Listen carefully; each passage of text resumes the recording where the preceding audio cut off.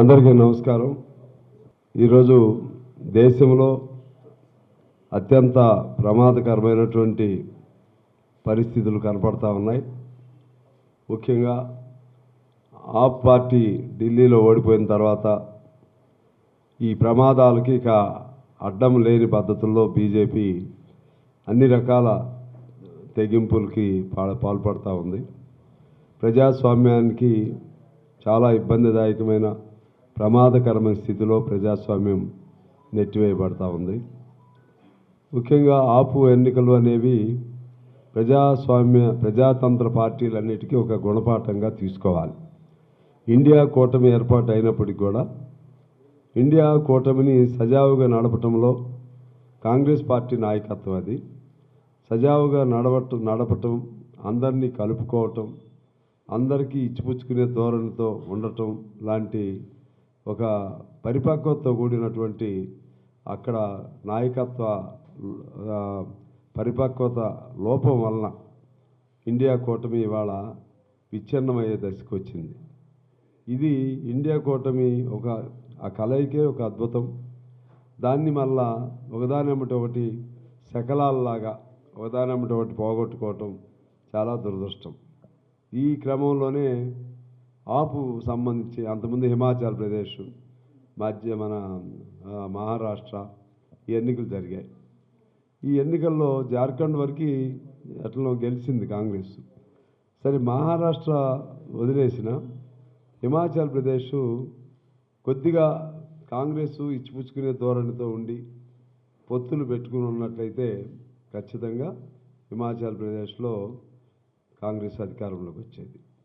దాంతో మహారాష్ట్ర, హిమాచల్ ప్రదేశ్తో ఇక బీజేపీకి ఎనలేని ధైర్యం, శక్తి వచ్చినట్టుగా ఫీల్ అవటం, అన్ని ఆర్ఎస్ఎస్ బలగాల్ని లేకపోతే విశ్వ హిందూ పరిషత్ బలగాల్ని ప్రతి ప్రాంతంలో మోకరింపజేసి ఆ విధంగా ప్రజల మైండ్ని పొల్యూట్ చేసే ఆ పద్ధతికి వాళ్ళు పాల్పడటం జరిగే ఉంది. అదే క్రమంలోనే మోహన్ భగత్ ఒక కామెంట్ చేశాడు, ఈ దేశానికి నిజమైన స్వాతంత్రం శ్రీరామ మందిరం ఓపెనింగ్ ఎప్పుడైందో అయోధ్యలో ఆ రోజే నిజమైన స్వాతంత్రం అనేది. అంటే వీళ్ళు రాజ్యాంగాన్ని విశ్వసిస్తున్నారా లేదా, రాజ్యాంగాన్ని నమ్ముకుంటున్నారా లేదా, అసలు ఈ దేశం ప్రజాస్వామ్య దేశమా, సెక్యులర్ దేశమా కాదా, వీటన్నిటికీ వాళ్ళు సమాధానం చెప్పాలి. అలాగే రాజ్యాంగ నిర్మాత అంబేద్కర్, ఆయన నువ్వు అవునన్నా కాదన్నా అంబేద్కర్ ఇవాళ దేశంలోని ప్రతి మనిషి కులాలు మతాలకు అతీతంగా అందరూ ఆ గుండెల్లో ఆయన ప్రతిష్టాపన జరిగింది. ఆయన నామం మనిషిగా కారణం దానికి ఆయన కులం కాదు, రాజ్యాంగంలో ఆయన పాత్ర ఎంతో ఉంది. రాజ్యాంగ నిర్మాణ కౌన్సిల్ సందర్భంగా రాజ్యాంగం కంటే లోపల జరిగిన చర్చలు చాలా ఉన్నాయి. ఆ లోపల జరిగిన చర్చల్లో అవన్నీ మనకు తీస్తే కాన్స్టిట్యూషనల్ డిబేట్ అనేది అందులో వస్తాయి. అందులో ఆయన అభిప్రాయాలు ఎన్ని ఉన్నాయో చాలా చూస్తే మనకు అర్థమైంది. అంతకుముందే అనేక పుస్తకాలు రాశాడు ఈ దేశంలో ఉన్న దేశ పరిస్థితులకు అనుగుణంగా. కాబట్టి అందుకని రాను రాను చదువు ఎక్కువైన తర్వాత, విజ్ఞానం పెరిగిన తర్వాత, అన్ని పుస్తకాలు ఎక్కువ మంది చదువుకుంటున్న తర్వాత ఆయన గొప్పతనం అర్థమైంది. అందువలన ఈయన అమిత్ షా అంబేద్కర్ పేరుని మీరు స్మరించే బదులు దేవుడి పేరు స్మరిస్తే పుణ్యం వస్తుంది అంటే ఇప్పుడు ఇది పాపం వస్తుందా, ఏదో చెప్పాలండి. ఈ విధమైనటువంటి వాచాలత్వంతో వాళ్ళకి తెలిసే కావాలనే మతాన్ని ఏదో పేరుతో ప్రతి మనిషిలో జొప్పించడానికి ఇవాళ నిన్న కులగణన జరిగిందండి. కులగణనలో దాన్ని ఎంత వక్రీకరణ చేస్తున్నారంటే, కులగణనలో బీసీలని ఎంపిక చేశారు. బీసీలను ఎంపిక చేసి మైనార్టీస్లో కూడా బీసీలు ఉన్నారు. అది అంతకుముందు యాక్సెప్టెడే కదా, 4% ఇచ్చారు కదా మైనార్టీల్లో కూడా. ఇది మన రాష్ట్రం వరకు రాజశేఖర రెడ్డి ఆ విధంగా లెక్క తీసి మైనార్టీల్లో ఇంత శాతం బీసీలు ఉన్నారు, మామూలు హిందువుల్లో ఇంత శాతం బీసీలు ఉన్నారని ఆ విధంగా చెప్పారు. చెప్తే మైనార్టీలు బీసీలను హిందువులు ముస్లింలను ఎట్లా కలిపేస్తారు? అరే మనం లెక్కలు చెప్పేటప్పుడు చెప్పుకోవా? ఈ కులంలో ఎంతమంది పేదవాళ్ళు ఉన్నారు, ఈ కులంలో దాన్ని తీసుకుని కొంతమంది బండి సంజయ్ లాంటి వాళ్ళు మేము హిందువులం, మేము పూజలు చేస్తాం, బొట్టులు పెట్టుకుంటాం. మీరేనా బొట్టు పెట్టుకునేది? మీరేనా పెళ్ళిళ్ళు హిందూ సాంప్రదాయకంగా చేసేది? అంటే అన్నిటినీ డైవర్ట్ చేస్తూ ఈ విధంగా మతరాజ్యంగా మార్చాలనేటువంటి ప్రమాదమైనటువంటి సంకేతం ఇందులో ఉంది అనేది నా భావన. ఈ సంకేతాన్ని అడ్డుకోవటంలో ప్రజాస్వామిక పార్టీలు విఫలమవుతూ ఉన్నాయి. మొన్న ఆపుకు సంబంధించి మొండి పోకళ్ళు ఆప్ నేనే సొంతంగా చేస్తానంటాం. కాంగ్రెస్ వాళ్ళని కన్విన్స్ చేయలేకపోవడానికి కారణం కాంగ్రెస్ కూడా వాళ్ళకి బలం ఉన్న చోట వాళ్ళు కలుపుకోవట్లేదు ఎవరిని. దీని వెనక ఒక పెద్ద ఏదో చెప్తా ఉన్నారు. ఎందుకని ఆయన అంత ఒంటరిగా పోయాడు ఆప్ పార్టీ అనేది వచ్చినప్పుడు ఆయన బయటికి రావడానికి అమిత్ షాతో ఏదో ఒప్పందం జరిగింది అంటున్నారు. అమిత్ షాతో నువ్వు ఎవరితో పొత్తు పెట్టుకోకుండా ఉంటే నిన్ను బయటికి రిలీజ్ చేస్తామని చెప్పి. అంటే కేంద్రంలో ఉన్న అమిత్ షాలు, మోడీలు ఆ విధంగా ప్రజాస్వామ్యాన్ని గొంతు నొక్కి బలవంతాన్ని జైల్లో వాళ్ళని కుక్కి తద్వారా తమకు అనుకూలంగా మొత్తం ఒక హిట్లరో లేకపోతే ముస్సోలినీనో ఆ టైపులో వాళ్ళు చేస్తూ ఉన్నారు. ఆయన భయపడిపోయాడు. కేజ్రీవాల్ భయపడ్డాడు. భయపడి నేను ఒంటరిగానే చేస్తా అన్నాడు. ఇద్దరు కలిసి చేస్తే 2% డిఫరెన్స్. ఇద్దరు కలిసి చేస్తే 6% వాళ్ళే ఉన్నాయి కాంగ్రెస్. కంఫర్టబుల్గా మళ్ళీ ఆపు గెలిచేది కదా. అంటే ఆ పద్ధతుల్లో భయాన నయాన వాళ్ళ అధికారంలో అన్ని చోట్ల రావటానికి బీజేపీ వాళ్ళు అన్ని ప్రయత్నాలు చేస్తూ ఉన్నారు. దీన్ని ఎలా మనం అర్థం చేసుకోవాలి? భారతదేశంలో ఎందువల్ల పని మంచి చేస్తున్నారా? హిందూ పేరుతో హిందువులకు మంచి జరుగుతుందా? ఇప్పుడు హిందువుల్లో పేదరికం పోయిందా? హిందూ భారతదేశం మెజారిటీ హిందువులు, దాన్ని ఎవరు కాదనలేరు. మేము అందరం కూడా హిందువులమే. హిందూ పేరుతో హిందూ మతం పేరుతో ఓట్లు తీసుకుంటూ ఎవరికి మేలు చేస్తున్నావు? హిందువుల్లో ఉన్న పేదవాళ్ళకి మేలు చేస్తున్నారా? ఇది మా పాయింట్. హిందువుల్లో ఉన్న పేదవాళ్ళకు ఉద్యోగాలు వచ్చినాయా? లేదు. దీన్ని అడ్డంగా పెట్టుకుని అదాని, అంబానీలు సంపదను కొద్ది మందికి పోగు చేస్తున్నారు. సబ్కా వికాస్ వల్ల కొద్ది మందికి వికాసం అయింది. దాన్ని సబ్కా వినాశ్ అయిపోయింది. సబ్కా వికాస్ కాదు ఇప్పుడు. అంటే 99% మందిని వాళ్ళని నాశనం చేస్తూ వాళ్ళ రక్తంతో చెమటతో ఉత్పత్తి చేస్తుంటాయి. దాన్ని కొద్ది మంది చేతుల్లోకి అప్పచెప్పటం అనేది అది జరుగుతూ ఉంది ఇవాళ. దీన్ని ఏమని చెప్పాలి? హిందువుల్లోని పేదవాళ్ళు పేదలుగానే ఉన్నారు కదా. మరి ఇక్కడ మళ్ళా నేను రాముడు అంటావు, రామరాజ్యం అంటావు. రామరాజ్యం అందరూ సమానంగా చూడాలి కదా. మీరు చూస్తున్నారా? ఇది మణిపూర్లో చూశారు కదా. ఇప్పుడు ముఖ్యమంత్రి రాజీనామా చేసే పరిస్థితి వచ్చింది.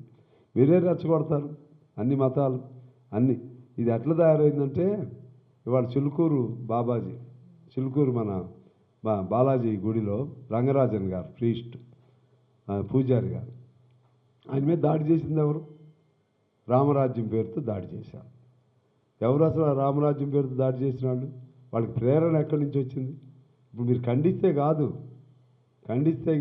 వీళ్ళు మంత్రులు కొంతమంది ఖండిస్తున్నారు, అది కాదు కదా. ఇలా మీరంతా ఎక్కడ చేశారంటే కలబుర్గిని చంపారు, పన్సారేని చంపారు, గౌరీ లంకేశ్వరిని చంపారు మతం పేరుతోనే. ఆ ప్రేరణతో వీళ్ళు ఇక్కడ ఈ కొంతమంది ఈ సోకాల్ రామరాజ్యం పేరుతో కొంతమంది తయారయ్యారు. ప్రేరణ అది. వాళ్ళపైన చర్యలు చట్టం ఎక్కడుంది? విశ్వ హిందూ పరిషత్ ఏం చేసింది? విశ్వ హిందూ పరిషత్తు అనేక మందిని ఓసుకోత కోసారు కదా, వాళ్ళపైన ఏమున్నాయి? అందుకని విశ్వ హిందూ పరిషత్ లాగా నేను కూడా ఒక సైన్యాన్ని పెట్టుకోవాలని ఆయన ఎవరు తయారయ్యాడు. మాకేం కాదు రాముడి పేరు చెప్పుకుంటే అని. అంటే దీనికల్లా ఈ దుర్మార్గానికి మూల కేంద్రం, మూల స్థానం, దీనికి ప్రేరణ ఎవరంటే బీజేపీ, ఆర్ఎస్ఎస్, విశ్వ హిందూ పరిషత్తులు. ఆ క్రమం ఇవాళ దేశంలో అన్ని చోట్ల, ఓ మణిపూరే కాదు, ఓ తెలంగాణే కాదు, అన్ని చోట్ల కూడా ఆ ప్రమాదం వస్తూ ఉంది. వాళ్ళ అధికారం కోసం ఆ విధంగా చేస్తున్నారు. దీనికి సంబంధించి నేను కాంగ్రెస్ పార్టీని ప్రధానంగా కాంగ్రెస్ పార్టీని తప్పుపడుతున్నా. కాంగ్రెస్ పార్టీని ఎందుకు తప్పుపడుతున్నానంటే కలుపుకుని పోవటం వాళ్ళకి చేత కావట్లేదు. తెలంగాణలో ఆ కొద్దిగా కలుపుకోబట్టి అధికారంలోకి వచ్చారు, కమ్యూనిస్ట్ పార్టీ కలవబట్టి. అదే పద్ధతుల్లో అన్ని రాష్ట్రాల్లో ఎందుకు కలుపుకోలేకపోతున్నారు? ఇంకా మరి ఎప్పుడు మీకు జ్ఞానోదయం అవుతుంది, ఎప్పుడు గుణపాఠం వస్తుంది నాకు తెలవట్లేదు. ఇప్పుడైనా సరే వాళ్ళు ఒక మంచి ఆలోచనతో, కాంగ్రెస్ పార్టీ ఉదారమైన ఆలోచనతో దేశవ్యాప్తంగా ఉండకపోతే, ఇప్పుడు మూడోసారి మోడీ అధికారంలోకి వచ్చాడు, కనుచూపు మేరలో కూడా మళ్ళా అప్పుడు అనుకున్నాం, మొన్న మూడోసారి ఎన్నికల్లో పార్లమెంట్లో బాగా డౌన్ అయితే ఇక వీళ్ళ పతనం మొదలైంది అనుకున్నాం. మళ్ళా రాష్ట్రాల్లో వీళ్ళ తెలివితక్కువతనం వలన, వీళ్ళకి సమన్వయం చేసుకోలేకపోవటం వల్ల ఇటువంటి ప్రమాదం తలెత్తింది. ఈ ప్రమాదాన్ని మనం నిలవరించాలంటే కాంగ్రెస్ పార్టీ జాగ్రత్తగా ఉండాల్సిన అవసరం ఉంది, అందరిని కలుపుకోవాల్సినటువంటి అవసరం ఉందని నేను మనవి చేస్తూ ఉన్నాను. సరే, ఇక వీళ్ళు కేంద్ర ప్రభుత్వం ఎంతసేపు హిందూ మతం ఈ పేరు చెప్పే కేంద్రం మొన్న 104 మందిని అమెరికా నుంచి అమానవీయంగా జంతువుల్లాగా కాళ్ళకి తాళ్ళుతో కట్టేసి చేతులకు సంఖ్యలు వేసి, అందులో 4 సంవత్సరాల పిల్లవాడు కూడా ఉన్నాడు, ఆ పిల్లవాడికి కూడా సంఖ్యలు వేసి ఒక యుద్ధ విమానంలో తీసుకుని వస్తే మాట్లాడటానికి ధైర్యం లేనటువంటి ప్రధానమంత్రి ఉన్నాడు మన దేశంలో. వాళ్ళిద్దరూ మనం వాటేసుకుంటారు, ట్రంప్ అండ్ మోడీ ఇద్దరు వాటేసుకుంటారు. ఏమి సంకేతాలు ఇస్తున్నారు మీరు? పేదాడి మీద లేకపోతే చిన్నాడి మీద మీ బలం చూపెడతారు, పెద్దాడితో వాటేసుకుంటారు. అరే ఇది ఆత్మగౌరవం, మరి నువ్వు ఉద్యోగాలు లేవు ఇక్కడ. ఇప్పుడు ఒక అతను ఇప్పుడు మీ ఇక్కడ ఇందాక నేను చదివాను ఒక పేపర్లో, చాలా హృదయ విదారకంగా ఉంది అతని స్టోరీ. అతను రోబిన్ హోండా అనే అతను వాళ్ళ ఒక ఏజెంట్ ఇతనికి నిన్న అమెరికా తీసుకెళ్తాను 30 లక్షలు ఖర్చు అవుతాయి అని చెప్తాడు. అతను వాళ్ళ నాన్న దాచిపెట్టుకున్న 15 లక్షలు, ఆ తర్వాత ఒక ఎకరం కాదు పొలం అమ్మి మొత్తం 30 లక్షలు వాళ్ళకి, 15 లక్షలు ఇతర ఖర్చులు, 45 లక్షలతో వెళ్తాడు అమెరికా. వెళ్ళటం ఎట్లా? సాఫీగా సేదగా కాదు, దానికి అడ్డదారులు గుండా వాడు ఏజెంట్ తీసుకెళ్ళటం, ఉద్యోగం వస్తుందని ఆశ. ఎక్కడి నుంచి ఎక్కడికి తీసుకెళ్లారంటే వాళ్ళని ముందు ముంబై నుంచి ఘనా అక్కడి వరకు ఫ్లైట్, తర్వాత రోడ్డు పైన బ్రెజిల్ నదులు సముద్రాలు, బ్రెజిల్కి వెళ్ళి అటు నుంచి సముద్రాలు దాటుకుంటూ అమెజాన్ ఫారెస్ట్ని దాటుకుంటూ పెరు, ఈక్వెడార్, కొలంబియా, అక్కడి నుంచి మెక్సికో బోర్డర్ ఉంటుంది, అక్కడికి వెళ్ళాడు. 6 నెలలు పట్టింది, అక్కడ అరెస్ట్ చేసేసారు. ఇంత డబ్బులు పోయినాయి, 6 నెలలు పట్టింది. అంటే ఈ దేశంలో ఉద్యోగాలు కావాల్సినటువంటి వాళ్ళు అనేక మంది ఉంటే, వాళ్ళని మోసం చేస్తున్న ఏజెంట్లు ఉంటే, నువ్వు ఏజెంట్లను అరెస్ట్ చేయటం చేత కాదు, వాళ్ళని పిల్లల్ని తీసుకెళ్ళి వాళ్ళు కుటుంబాలు అమ్మేసుకుని ఆస్తులు అమ్ముకుని సహజంగా అక్కడికి వెళ్తే పర్మనెంట్ అవుతామని వెళ్ళారు. ఇంకొక ఆమె ఓమీదేవి, ఆమె భర్త పరమజీత్, వాళ్ళు నెల రోజులు ప్రయాణం చేశారు. Italy, France, Costa Rica, El Salvador, మళ్ళీ మెక్సికోకి వెళ్ళి వీళ్ళని బంధించి 6x6 అడుగుల దానిలో 10 మందిని కుక్కారు. 10 మందిని 10 రోజులు అందులోనే వాళ్ళు ఆ విధంగా చిన్న గదుల్లో 10 రోజులు ఒకే దానిలో కుక్కి వాళ్ళని పెద్ద నేరస్తుల్లాగా వాళ్ళని దానిలో చేయటం జరిగింది. ఈ 2 ఇన్సిడెంట్స్ ఉదాహరణ. తర్వాత వాళ్ళందరినీ బేడీలు వేసి 104 మందిని తీసుకుని వచ్చారు. నేను అనేది ఏంటంటే, కొలంబియా అనే దేశమేమో వాళ్ళ సొంత ఎయిర్ప్లేన్ని పంపించి వెనక్కి రప్పించింది. మరి వీళ్ళు ఏం చేశారు? అసలు ఏమి బాధ్యత ఉంది? అసలు ఏమి జరుగుతుంది? ఎంతమంది ఉన్నారు అసలు ఆ దేశంలో? ఇంకా ఇటువంటి ఇబ్బందులు ఎంతమంది ఎదుర్కొంటున్నారు? వాళ్ళతో మాట్లాడి అటువంటి దీని ముందు నిరసన తెలియజేయాలి కదా. వాళ్ళ దౌత్యవేత్తలు ఇక్కడ ఉన్నారు కదా, దౌత్యవేత్తల వాళ్ళ ఆఫీసుల ముందు నిరసన తెలియజేయాలి కదా. జయశంకర్ అని ఆయన ఏం చెప్తాడంటే, విదేశాంగ శాఖ మంత్రి, వాడి సిస్టమ్ అది అంటున్నాడు. వాడి సిస్టమ్ అది అంట. అంటే దొంగల వీళ్ళు, వాడి సిస్టమ్ ఇలా మరి ఇంతకుముందు ఇన్నేళ్ళు నడిచింది కదా. వాడి సిస్టమ్ ఏంటంటే బేడీలు వేసి తీసుకురావటం అంట. మన విదేశాంగ శాఖ మంత్రి చెప్తున్నాడు. ఈ విధంగా అంటే ఇది మనకు సంబంధం లేదనుకోకండి. భారతదేశంలో మనం కూడా భాగస్వాములే. మన పిల్లలు కూడా చాలామంది ఉన్నారు. చాలా అన్యాయమైనటువంటి ఇది ఉంటే ధైర్యం చేయలేనటువంటి వాళ్ళు, మాట్లాడటానికి ధైర్యం చేయలేనటువంటి వాళ్ళు అక్కడ ఉండి ఇవాళ ఎవరిని ఉద్ధరిస్తున్నారు మీరు? వాళ్ళంతా హిందువులు కదా, ఎవరిని ఉద్ధరిస్తున్నారు? నీకు హిందువులు లేరు, హిందూ మతం లేదు, అంత రాజకీయం కోసం, ఓట్ల కోసం, అధికారం కోసం నానా గడ్డి కరుస్తూ ఇటువంటి తప్పుడు పనులకు పాల్పడుతూ ఉన్నారు. చిలుకూరు బాలాజీ టెంపుల్ అయినా ఏదున్నా ఈ విధంగా జరుగుతూ ఉంది. అందువలన దీన్ని సీరియస్గా మేము పరిగణనలో తీసుకోమని నేను కోరుతూ, ఆయన్ని అధికార పార్టీ బీజేపీ వాళ్ళు ఇప్పటికైనా వాళ్ళతో మాట్లాడి మనకు సంబంధించిన వాళ్ళు ఎవరెవరు ఉన్నారో గౌరవప్రదంగా కొలంబియా అనే వాళ్ళలాగా మన ప్లేన్ పంపించి వాళ్ళని ఇక్కడికి తీసుకుని వచ్చి ఆ విధంగా మన భారతదేశ ఆత్మగౌరవాన్ని నిలబెట్టాలి. భారతదేశంలో ఉన్నటువంటి చదువు ఉద్యోగాలు లేక అల్లాడుతూ బయటికి వెళ్ళినటువంటి వాళ్ళని కూడా ఎలా కాపాడాలో ఆలోచన. ఇదే కాదు, గల్ఫ్లో కూడా నాకు ఒక అమ్మాయి ఫోన్ చేసింది. గల్ఫ్లో 3 ఏళ్ళు ఒప్పందంతో వెళ్ళింది పాపం. 6 నెలలు అయింది, ఉండలేకపోతుంది. భర్త ఒక చోట, పిల్లలు ఒక చోట, పానీయట్లేదు. తీసుకెళ్ళింది కూడా ఇండియానే, గల్ఫ్లో. ఆ అమ్మాయి నాకు చాలాసార్లు ఫోన్ చేసింది. నేను ఏం చేయాలో అర్థం కావట్లేదు. అంతకుముందు మొదటిసారి నేను ఎమ్మెల్యే ఉన్నప్పుడు శ్రీధర్ బాబు గారితో చెప్పి దానికి స్పెషల్గా అప్పుడే చేశారు. దానికి మన ఇతర దేశాలకు సంబంధించినటువంటి తప్పిపోయినా వాళ్ళు చనిపోయినా కూడా ఇటువంటి సంబంధించి ఒక హ్యాండిల్ చేయడానికి ఒక కమిటీని చేశారు. దానికి శ్రీధర్ బాబు గారు ఆ విధంగా చేయాల్సిన అవసరం వచ్చింది. ఇవాళ మేమేం చాలా ఘనంగా చేస్తున్నాం. రూపీ వాల్యూ ఎంత పడిపోయిందండి? రూపీ వాల్యూ ఎంత పడింది అంటే, ఈ రూపీ వాల్యూ ఎప్పుడూ లేనంత కనిష్ట స్థాయికి దాదాపు ఎన్ని పైసలు కదా రూపీ వాల్యూ ఇప్పుడు? 87, 88 ఎప్పుడు లేనంత. ఇప్పుడు ఈ డబ్బులు ఎడిపోతున్నాయి. పెద్ద ఆర్థిక వ్యవస్థ అని చెబుతున్నారు. ఈ విధంగా ఒకవైపు అటువంటివి, మరోవైపు ఏమో ఈ పిల్లలకు సంబంధించినటువంటి, ఇంకొక వైపు ఏమో మతపరమైన దౌష్టికాలు, ఇంకోవైపు ఏమో కార్మిక చట్టాలు తీసిపారేయటం, ఈ పద్ధతుల్లో అక్కడ నడుస్తూ ఉంది. దీన్ని మేము తీవ్రంగా ఖండిస్తూ ప్రజాతంత్ర పార్టీలన్నీ మరింత ఏకం కావాల్సిన తరుణం వచ్చింది. కమ్యూనిస్ట్ పార్టీలన్నీ ఇటువైపు ఏకం కావాల్సినటువంటి తరుణం వచ్చిందని దీనికి సంబంధించి ఒక అంశం. ఈ రెండో అంశం ఏంటంటే మావోయిస్టుల్ని మార్చి నాటికి 26 మార్చి నాటికి ముహూర్తం పెట్టాం. ముహూర్తాలు మీకు నమ్మకాలు ఎక్కువ కదా. ముహూర్తాలు మంచివాటికి పెడతారు, చెడ్డవాటికి ముహూర్తాలు పెట్టేవాళ్ళు రాక్షసులు.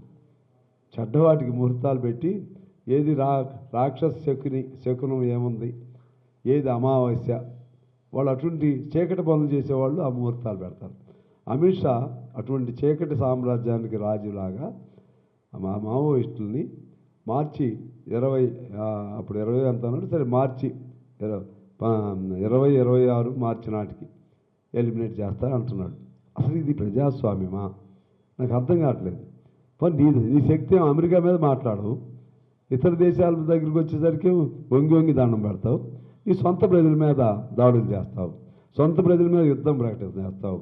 యుద్ధ ప్రకటన చేయటం అంటే ఏంటి? అది నువ్వు అన్ని సూత్రాలని కాలరాసి, న్యాయ సూత్రాలను కాలరాసి, ప్రజాస్వామ్యాన్ని కాలరాసి, రాజ్యాంగాన్ని కాలరాసి ఏం చేస్తావా? ఏదో నేరం చేస్తే కేసులు పెట్టాడు మీద, నేరం చేస్తే విచారణ చేయి. వరవరరావు లోపల పెట్టావు, సాయిబాబుని చంపేసేశారు, మన స్టాన్ స్వామి అనే ఆయన్ని చంపేసేశారు, ఇంకా చాలామంది లోపల ఉన్నారు. అట్లా పెట్టరాదు. పెట్టలను కాల్చినట్టు కాలుస్తూ ఈ నెలలోనే ఈ స్టేట్మెంట్ ఇచ్చినాక దాదాపు 80 మందిని చంపారు. చంపితే ఆయన ట్విట్టర్లో పెట్టాడు. ఆయన పెట్టి వాళ్ళని బాగా congratulations, you have done good job. ఇది అందువలన మీరు మేము అందరం కూడా ఈ విధంగా మావోయిస్టులు అంటే పాపం అడవుల్లో ఉన్నారు వాళ్ళు. అడవుల్లో ఉండి వాళ్ళు ఏమనుకుంటున్నారంటే ఈ మా ప్రజల కోసం మేము పోరాటం చేస్తున్నాం అనుకుంటున్నారు. వాళ్ళు ఎందుకు చచ్చిపోయారో జనానికి తెలవట్లేదు, ఎందుకు చంపుతున్నారో తెలవట్లేదు, ఎందుకు వాళ్ళు ఏమి సంఘ విద్రోహం చేశారు. సంఘ విద్రోహ కార్యక్రమాలు చేసేటువంటి అవినీతి పనులు చేసేవాళ్ళేమో చక్కగా ఉంటారు, అసెంబ్లీల్లో ఉంటారు, పార్లమెంట్లో ఉంటారు. దేశం కోసం నిలబడే వాళ్ళు మాత్రం అడవుల్లో ఉంటున్నారు, లేకపోతే రోడ్ల మీద ఉంటున్నారు, లేకపోతే జైళ్ళలో ఉంటున్నారు, లేకపోతే దెబ్బలు తింటున్నారు, కాల్చివేయబడుతున్నారు. ఎవరి మీద చూడండి మీరు, పెద్ద పెద్ద ఆస్తులు ఉండే వాళ్ళందరూ ఎక్కడి నుంచి వచ్చారు? వాళ్ళేమో నీతివంతులా, వాళ్ళు నిజాయితీ పరులా, వాళ్ళు నిర్దోషులా, వాళ్ళు ఈ ప్రజాస్వామ్యాన్ని ఈ దేశాన్ని బతికించేవాళ్ళ? లోపల అడవిలో ఉండేవాళ్ళు వాళ్ళు కూడా కొన్ని తప్పుడు పనులు ఉన్నాయి. అది మేమేం దాన్ని సపోర్ట్ చేయం. ఒకళ్ళనో ఇద్దరినో ఇన్ఫార్మల్ పేర్లతో చంపటం ఆపేయాలి వాళ్ళు. అసలు మేము వాళ్ళకి అప్పీల్ పెట్టేది ఏంటంటే మీ ద్వారా సిన్సియర్ అప్పీల్. ఇప్పుడు కాలమాన పరిస్థితిని బట్టి 1952లో భారత కమ్యూనిస్ట్ పార్టీ తెలంగాణ సాయుధ పోరాటాన్ని తప్పనిసరి పరిస్థితుల్లో విరమించడం జరిగింది. ఎందుకంటే రాజ్యాంగం సహకరించినప్పుడు, ప్రజల సహకారం లేనప్పుడు, మనం అమానవీయంగా హత్యలు చేస్తున్నప్పుడు మనల్ని మనం త్యాగం చేసుకోవాల్సినటువంటి అనేక మందిని త్యాగం చేసుకోవాల్సినటువంటి వృధా త్యాగాలు ఉండకూడదు. మళ్ళీ ప్రజా స్రవంతిలో కలిసి తద్వారా మళ్ళీ ఉద్యమాలు నిర్మించుకుంటూ ప్రజలను సన్నద్ధం చేయాలి. ఇది మేము తీసుకున్న లైన్. సరే వీళ్ళు విభేదించారు, వాళ్ళు మాకు సంబంధించిన వాళ్ళే కదా. అందుకే సిపిఐ అనే ఉంటుంది, అందరూ చూడండి. CPI Marxist, CPI Maoists, CPI Leninists, CPI New Democracy, CPI Prajapantha, CPI Mass Line, మొత్తం సిపిఐ పేరుతోనే. అయినా కూడా ఎవరిని చంపడానికి వీల్లేదు. ఇలా చంపుతుంటే నేను అడుగుతున్నాను, ఇది అంతర్జాతీయ న్యాయ సూత్రాలకు కూడా విరుద్ధం. ఈ దేశంలో న్యాయం పనిచేయదు అనుకున్నప్పుడు అవసరమైతే ఇంటర్నేషనల్గా ఇన్వాల్వ్ అయ్యి విధంగా, ఎందుకంటే యుద్ధంలాగా ప్రకటన చేశాడు కదా. యుద్ధ ప్రకటన చేయటం అంటేనే అది మన అంతర్జాతీయ న్యాయ సూత్రాలకు కూడా విరుద్ధం. ఒక దేశంలోంచి ఒక దేశ ప్రజలపైన వాళ్ళైనా ఇన్వాల్వ్ అవ్వాల్సిన పరిస్థితి వచ్చింది. ఐక్యరాజ్య సమితి ఇన్వాల్వ్ అవ్వాల్సిన పరిస్థితి వచ్చింది. ఎందువల్లంటే నరేంద్ర మోడీకి వ్యతిరేకంగా ఇప్పుడు మాట్లాడేవాళ్ళు ఎవరు లేరు, ధైర్యం చేసేవాళ్ళు ఎవరు లేరు. మన రాష్ట్రంలో బీఆర్ఎస్ దాదాపు కలిసిపోయింది. అదేవిధంగా పక్కన చంద్రబాబు కలిసిపోయాడు, పవన్ కళ్యాణ్ కలిసిపోయాడు, జగన్మోహన్ ఆల్రెడీ కలిసే ఉన్నాడు. ప్రతిపక్షాలు లేవు. కాంగ్రెస్ ఉందంటేనేమో వాళ్ళు ఎప్పుడు ఎక్కడ ఫైట్ చేయాలో కూడా అర్థం కావట్లేదు. కాంగ్రెస్ ఐక్యత, ప్రతిపక్షాల ఐక్యత లేదు. ఈ స్థితిలో ఖచ్చితంగా ఇంటర్నేషనల్ లా సూత్రాలకు అనుగుణంగా ఐక్యరాజ్య సమితి కూడా ఈ విధంగా అమానవీయంగా ఎలా కాలుస్తున్నారు అని వాళ్ళన్నా రావాలి. లేకపోతే మన సుప్రీంకోర్టు అయినా సుమోటోగా స్వీకరించి ఈ విధంగా జనాలను కాల్చి చంపటం స్పందించకపోతే మరి ఎవరికి రక్షణ ఉంటుంది? ఎలా రక్షణ ఉంటుంది? ఎవరు చేయాలి? నేను నా బాధ్యతగా కమ్యూనిస్ట్ పార్టీగా ఇప్పుడు అనేక సార్లు ఈ అంశం పైన నా వాయిస్ వినిపిస్తూ ఉన్నాను. ప్రజలందరికీ ఇది కనెక్ట్ అవుతుందో లేదో నాకు తెలవట్లేదు, కానీ కనెక్ట్ అవ్వాలి, ఆ దశ రావాలని చెప్పి నేను కోరుతూ దాని అంశం మీద ఖచ్చితంగా అవసరం అనుకుంటే ఇది ఇమీడియట్గా జ్యుడిషియల్ న్యాయ విచారణ జరపాలి. అమిత్ షా బహిరంగంగా ప్రకటించినందుకు అమిత్ షాని అందులో ఇంతమందిని చంపిన దానిలో ముద్దాయిగా అతన్ని చేర్చాలి. దాదాపు హత్య చేసినట్లే, జనాలను చంపినట్లే, జనసైడ్. ఇది ఒక్కడిని చంపింది కాదు, అనేక మందిని. ఆ విధంగా చేయాలి. దానిపైన ప్రజా ఉద్యమం కూడా మొదలవ్వాలి. మేము ఇటువంటి వాటి మీద వ్యతిరేకంగా ప్రజా ఉద్యమాన్ని కూడా మేము చేపడతామని చెప్పి తెలియజేస్తున్నాను. ఒకటి ఇక తొందరగా ముగిస్తే వాళ్ళు చాలా టైం తీసుకున్నట్టున్నాను, సారీ. అదేవిధంగా ఈ చిలుకూరుకి సంబంధించింది, ఆయన ఒక దళితుడిని మోసుకుని లోపలికి తీసుకెళ్ళాడు రంగరాజన్, దైవ దర్శనానికి. ఇప్పుడు మేము కూడా వెళ్తున్నాం ఆయన దగ్గరికి పలకరించి చేద్దామని. అటువంటి మంచి వ్యక్తిని మనం చూసాం. ఏం మాట్లాడలే పాపం, కింద కూర్చోబెట్టి తల ఉంచుకుని ఆయన అదే తల ఉంచుకునే ఉన్నాడు. ఎంత దుర్మార్గంగా వాళ్ళు చేస్తే ఆ దుర్మార్గుల్ని ఎట్లా మీరు ఏం చేస్తారు? అటు వాళ్ళు బీజేపీ వాళ్ళు అసలు చేయరు. ఎందుకంటే వాళ్ళు ఇచ్చిన ప్రేరణే వీళ్ళకి. మమ్మల్ని ఏం చేయలే, రామరాజ్యం పేరు చెప్తే, రాముడి పేరు చెప్తే మాది నడిచిపోయిద్దిలే అని వాళ్ళు అనుకుంటున్నారు. అటువంటి దుశ్చర్యలకు పాల్పడే వాళ్ళు మళ్ళా పునరావృతం కాకుండా రాష్ట్ర ప్రభుత్వం గట్టి చర్యలు తీసుకోవాలి. ఆ విధంగా వాడు పాపం ఆయన మతం పేరుతో దురాచారాలు చేయట్లేదు, కులం పేరుతో దురాచారాలు చేయట్లేదు. అదే ఆయనకి పాపం అయిందా? ఒక దళితుడిని భుజాన్ని ఎక్కించుకోవటమే పాపం అయిందా? అందువలన దానిపైన కఠిన చర్యలు తీసుకోవాలని చెప్పి మేము కోరుతా ఉన్నాము. అదేవిధంగా ఇక్కడ కుల గణనకు సంబంధించి కూడా ఇందాక చెప్పాను, మరలా చెప్తున్నాను. కుల గణనలో ఇవాళ బీసీ కులగణన, ఎస్సీ కులగణన దాన్ని అధికారయుతంగా ప్రవేశపెట్టారు. సంతోషం, దాన్ని మేము అంగీకరించాం కూడా. ఇంతకుముందు ఎవరు చేయలేదు కదా. దానిలో ఏమైనా లోపాలు ఉంటే కులగణన శాతం తగ్గింది అంటున్నారు. సరే, వాళ్ళు చేసిన దానికంటే ఏం తగ్గలేదు. ఒకవేళ తగ్గిందే అనుకో నిజంగా, మళ్ళీ దాన్ని గ్రామ సభల్లో పెట్టాలి. పెడితే ఎవరెవరైనా పేర్లు మిస్ అయితే ఆ పేర్లు రాసుకుని అట్లా చేసుకోవాలి. దానివల్ల కుల సంఖ్యను బట్టి ఇప్పుడేమి మనకేం ఉద్యోగాలు ఏమి రావట్లేదు. సరే, అయినా కూడా ఎవరు ఏ కులం ఉందని నిర్ధారణ కోసమే అది. ఆ మేరకు ఉంటే రిజర్వేషన్లు మనం అనుకుంటాం. ఇప్పుడు మాకు 70% కులం ఉందనుకోండి, 70% రిజర్వేషన్ ఇస్తున్నారు ఎవడన్నా? ఏ కులానికి ఎంత ఉందో ఇస్తున్నాడా? సుప్రీంకోర్టు రూలింగ్ లేదా? దాన్ని ఫైట్ చేయండి. అది ఫైట్ చేయాలి. మళ్ళీ అది ఫైట్ చేసి ఏ కులం ఎంతో మేమెంతో మాకంత రిజర్వేషన్ అనే స్లోగన్ ఉంది కదా, అది అమలు అవ్వాలంటే సుప్రీంకోర్టు మీద కూడా మన రాష్ట్ర ప్రభుత్వం ఫైట్ చేయాలి. తమిళనాడులో లాగా అవకాశం ఇవ్వమని చెప్పి ఫైట్ చేయాలి. అదేవిధంగా మన కుల సంఘాలు కూడా, బీసీ సంఘాలు అవి కూడా ప్రయత్నం చేయాలి. అదేవిధంగా ఎస్సీ కులగణనకు సంబంధించి కూడా ప్రయోగం చేశారు, మంచిదే. దానిలో ఇంకొద్దిగా లోతుగా చర్చించాలి. ఇప్పుడు ఏమన్నా స్కావెంజర్స్ వచ్చారు నా దగ్గర, ఇది ఒక పాయింట్ కాస్త నోట్ చేసుకోండి. వాళ్ళు రెల్లి కులం అంటారు. వాళ్ళు స్కావెంజర్స్ని తీసుకుని దానిలో పెట్టారు. మన దీనిలో కేటగిరైజేషన్లో మాలలో ఉండే కేటగిరీ ఉంది 3లో, దానిలో పెట్టారు. అసలు స్కావెంజర్స్ అంటే ఎంత అన్యాయం చెప్పండి. దళితుల్లోనే అత్యంత అమానవీయమైనటువంటి పని చేసేవాళ్ళు వాళ్ళని తీసుకెళ్ళి వాళ్ళకి ఇంకా స్పెషల్ కేటగిరీ కింద పెట్టాలి. ఇటువంటివి కూడా మళ్ళీ అధ్యయనం చేయాలని చెప్పి మేము కోరుతా ఉన్నాం. అదేవిధంగా ఆర్టీసీ వాళ్ళు సమ్మె చేసే పరిస్థితులు వచ్చినాయి. దాన్ని వాళ్ళని పిలిచి ఇప్పుడు ఈ ప్రభుత్వం జాగ్రత్తగా సమస్యను పరిష్కారం చేయాలి, పోవద్దని చెప్పి ప్రభుత్వాన్ని నేను కోరుతా ఉన్నాను. ఎందుకంటే ఇవాళ ఎలక్ట్రికల్ బస్సులు వస్తున్నాయి, మంచిదే కదా, అది స్కీమ్ కేంద్ర ప్రభుత్వంది. ఎలక్ట్రికల్ బస్సులు వాళ్ళు తగిన సబ్సిడీ కూడా ఇచ్చి మరీ ఇస్తున్నారు. ఇస్తే తీసుకోండి, కానీ ఎక్కడ తీసుకుంటారు? ఎవరు నిర్వహించాలి వాటిని? ప్రైవేట్ వాళ్ళు నిర్వహించడానికి వీల్లేదు, ప్రభుత్వమే నిర్వహించాలి. మన బస్సులు, మన ఆర్టీసీ బస్ స్టాండ్లలో వాళ్ళు ఉంటారు. ఆర్టీసీ బస్ స్టాండ్లలో మన కిందే ఉండాలి. ప్రైవేట్ వాడికి ఎట్లా ఇస్తాం? ఇదంతా చాలా దాని లోపలికి వెళ్తే చాలా ఉన్నాయి దాని మీద. అందుకని ప్రజాతంత్రంగా వాళ్ళు ప్రభుత్వం ఉండాలి. రేవంత్ రెడ్డి గారు హామీ ఇచ్చినట్టుగా అందులో ఎన్నికలు జరపాలి, వాళ్ళని ప్రభుత్వంలో విలీనం చేయాలని మేము డిమాండ్ చేస్తున్నాం.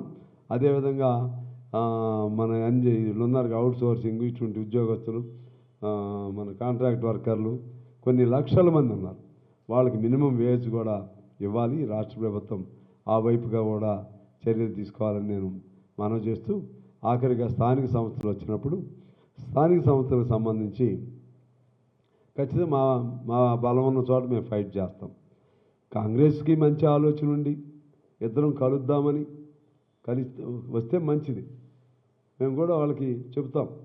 లేదు మేమే అధికారంలో ఉన్నాం, మీతో అవసరం లేదు అనుకుంటే వాళ్ళ ఇష్టం.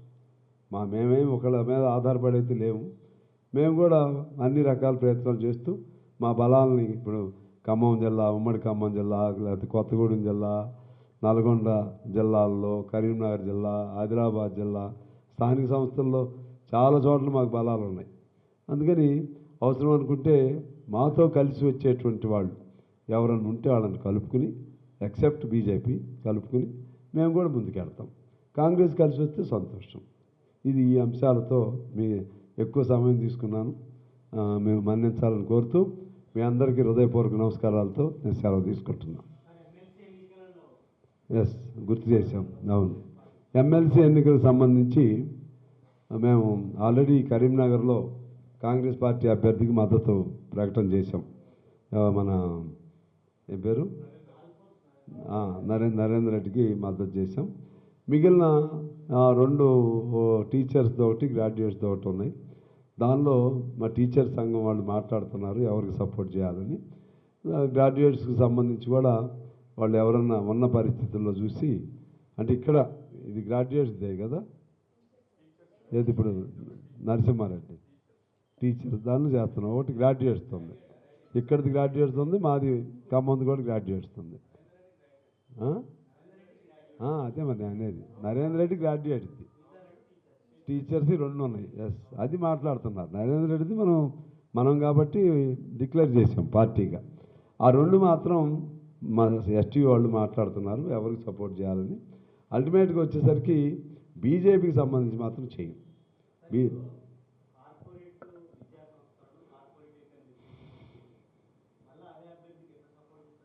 ఏ అభ్యర్థి? ఇప్పుడు ఇక్కడికి వచ్చేసరికి కార్పొరేట్ విద్యా రంగంగా కాదు, మనం ఉన్నదానిలో బీజేపీ ఇది 2 పోల్చుకుంటే బీజేపీ అయితే ఇంకా అన్యాయం కదా, అది ఆ యాంగిల్లో చూస్తాం మేము. ఎందుకు వదిలేస్తాం?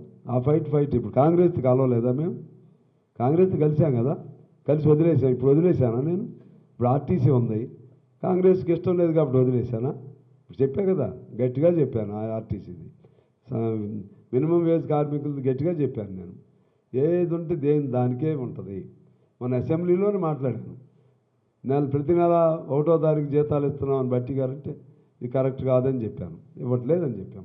ఇవాళ మావోయిస్టులను చంపుతున్న దానిలో రాష్ట్ర ప్రభుత్వం కూడా దీని పాత్ర ఏమన్నా ఉంటే పునఃపరిశీలన చేసుకోవాలని కూడా చెప్పాను. ఆ తర్వాత మనకి వచ్చే ప్రజాస్వామ్య హక్కుల్ని, మీటింగులు పెట్టుకునే హక్కులు, దాన్ని నిరాకరిస్తే పాత ప్రభుత్వం షూల్లో మీరు కాళ్ళు పెట్టి నడుస్తున్నారు అని కూడా చెప్పాను. ఎందుకంటే ఎవరు చెప్తారు మీకు?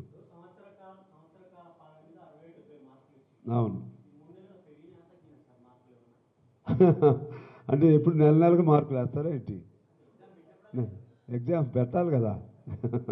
ఇప్పుడు ఉన్నాయి కదా దానిలో మార్కులు ప్రతిసారి ప్రజలు వేస్తారు. చీటికి మాటికి మీరు అడిగారని నేను మార్కులు వేసుకుంటూ పోతే మీరు అమాయకులు అవుతారు, నేను అమాయకుడిని అవుతాను. నియోజకవర్గంలో యాక్చువల్గా ఏంటంటే వీళ్ళకి చెప్పుకోవడం చేతకాక ఎప్పుడు ఎవరు కూడా ఇంత పెద్ద ఎత్తున నిధులు ఇవ్వలేదు. ఏది రుణమాఫీకి దాదాపు 22,000 కోట్లు ఇచ్చారు. అయితే వీళ్ళు ఫెయిల్ అయింది ఎక్కడంటే 2 లక్షల పైన ఉన్నది చూసారా? 2 లక్షల పైన ఉన్నప్పుడు వీళ్ళు ఏం చేయాల్సింది? ఆ 2 లక్షల పైన ఉన్నదాన్ని 2 లక్షల వరకైనా అందరితో పాటు చేయాలి.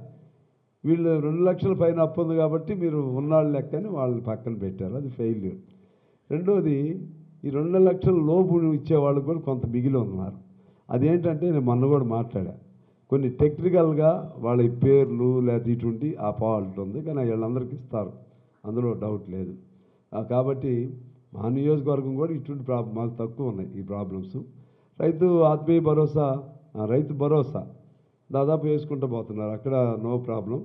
అదేవిధంగా రేషన్ కార్డులు, ఇది రేషన్ కార్డు మారవాలి. ఇప్పుడు ఈ ఇండ్లు వీటికి సంబంధించి మోడల్ విలేజెస్ సెలెక్ట్ చేశారు కాబట్టి మోడల్ విలేజెస్లో టోటల్గా శాచ్యురేషన్ పాయింట్గా సెలెక్ట్ చేయించాం మా దగ్గర. తర్వాత నియోజకవర్గానికి 3,500 ఇళ్ళు అంటున్నారు, అవి చాలా నాకు తెలిసి మళ్ళీ మొదలవుతాయి కానీ గొడవలు. ఇప్పుడైతే ఓవరాల్గా కొన్ని అంశాల్లో బాగానే ఉంది. ఫెయిల్యూర్ అంశాలు నేను చెప్పాను కదా మీకు, 2 లక్షలు అబోవ్ది అది ఒకటి ఫెయిల్యూర్ అంశం. అదేవిధంగా ఈ మిగిలిన హామీలు ఉన్నాయి కదా, ఇది తులం బంగారం ఇంకే ఉన్నాయి కదా, అవన్నీ ప్రభుత్వం ఓపెన్గా రావాలి, వచ్చి మేము హామీలు ఇచ్చాం, మా ఆర్థిక పరిస్థితి మెరుగుపడ్డ తర్వాత ఖచ్చితంగా హామీలను అమలు చేసుకుంటాం అనేది చెప్పాలి. నేను అసెంబ్లీలో కూడా అదే చెప్పాను. ఆ విధంగా చెప్పాల్సిన అవసరం ఈ ప్రభుత్వం పైన ఉంది. అప్పుడు ఏమైందంటే ప్రజల్లో ఒక ఇది ఉంటుంది. ఇప్పుడు మొన్న కులగణన వచ్చింది, కులగణనని నేను చెప్పినంత స్పష్టంగా ఎవరు చెప్పలేదు. నాకు ఆ రోజు I was not feeling well. అయినా కూడా ఏమని చెప్పాను నేను, లెక్కలు పెట్టారు మీరు, ఇప్పుడేంటి what next, what you are going to do. So after producing your report in the house, later what will be your course of action అని అడిగాను నేను. అడిగి మరి మీరు 42 మందికి 42% రిజర్వేషన్లు అన్నారు అప్పుడు కామారెడ్డిలో. ఇప్పుడు మీరు చేయలేరు. ఎందుకు చేయలేరు అంటే అక్కడ 50% మీద there is a cap on 50%. We cannot cross 50% reservations as per Supreme Court ruling judgement. చేయలేనప్పుడు వీళ్ళు చెప్పాలి. అప్పుడు ఎందుకు చెప్పారంటే అప్పుడు ఎన్నికల్లో చెప్పారు వీళ్ళు. ఇప్పుడు మీరు యాడ్ చేయగలుగుతారు. 42 బీసీలకి, 18% ఎస్సీలకి, మీది 10-12 10% నీళ్లు, 28%, మళ్ళీ అందులో మళ్ళీ వీళ్ళది ఎకనామికల్లీ వీక్వర్డ్ సెక్షన్ ఏదో ఉన్నాయి కదా, ఈడబ్ల్యూఎస్ఆ, వాళ్ళకి కొంత, ఇవన్నీ కలిపితే ఎక్కడ చేయగలుగుతారు వీళ్ళు? అది సాధ్యం కాదు. అందువల్ల ఒకటే మార్గం ఏంటంటే ఫైట్ చేయాలి, సుప్రీంకోర్టు దగ్గరికి వెళ్ళాలి, లీగల్ ఫైట్ చేసి దానికి ఉన్నటువంటి సీలింగ్ ఉందే, సీలింగ్ నుంచి తీసేస్తే కొంత అది ఉపయోగం జరుగుతుంది. ఆ విధంగా కొన్ని మంచి జరుగుతున్నాయి, కొన్ని ఏమో చేయలేకపోతున్నారు. చేయలేకపోతున్నందుకు వాళ్ళు ఏం చేయాలంటే మాట్లాడాలి ఫ్రీగా. ఒకటి మాత్రం నా రిమార్క్ ఇప్పుడు చెప్తా మీకు. ఒకటి, అది అధికారులు కానీ మంత్రులు కానీ ఎక్కువ మంది ప్రజాప్రతినిధులు కూడా వాళ్ళ ఫోన్ కాల్స్ కూడా స్పందించట్లేదు. It is a remark from my side. At least immediately at the same moment if you are unable to lift to respond to the phone call of any person, మీ దగ్గర ఉంటుంది కదా, at least later when you get free time you should come back with your response. అది జరగట్లేదు. దాన్ని మేము చెప్తా ఉన్నాం. ఇబ్బంది అనిపిస్తుంది మాకు. ఒక సిస్టమ్ మాత్రం ఫెయిల్ అవుతున్నారు. లేదా అపాయింట్మెంట్స్ కానీ, ప్రజలను కలిసే విధానంలో కానీ, ఎమ్మెల్యేలను కలిసే విధానంలో కానీ అది గవర్నమెంట్ ఫెయిల్యూర్ ఉంది. దాన్ని కోఆర్డినేషన్ చేసుకోవాల్సినటువంటి బాధ్యత వాళ్ళపైన ఉందని నేను తెలియజేస్తూ అందరికీ నమస్కారం.